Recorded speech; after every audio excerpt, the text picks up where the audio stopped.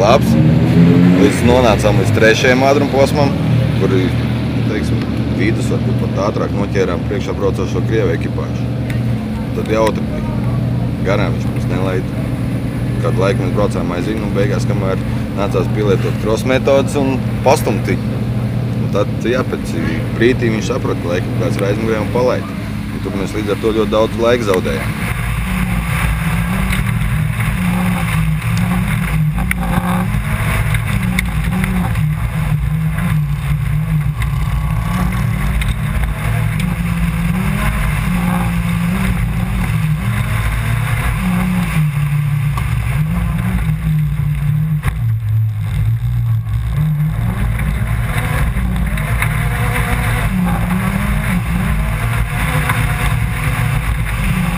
Pats pienāca klāt, apstāstīja to, ka viņi pirmo reizi lielo ralli brauc vispār un paši viņi paņēma aiz mums vēl, lai braukt, lai neko neizjaukt mums nekāds rezultāts, bet tas jau bija pa vēlu. Diezgan smagi patraucēja, mēs nevarējām vairs cīnīties par 3. vietu principā, jo to laiku mēs tur zaudējām jau pirmajos kilometros, tad to vairs nevarēja atzīt pa 2 doktiem vairs.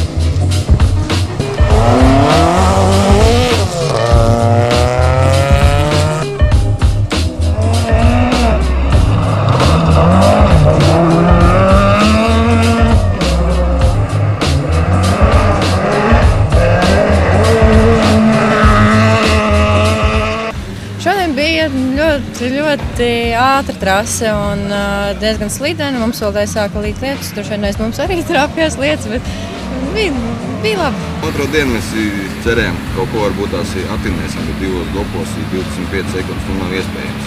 Tāpēc galvenais ir, ka esam nobraukuši līdz galam, apmierināti, esam priecīgi, sezona ir pabeigta, veiksmīgi. Sezona beigusies, redzēs, kad būs nākošais gads, vai brauksim, vai ko brauksim, un to redzēsim, vēl nezinām paši.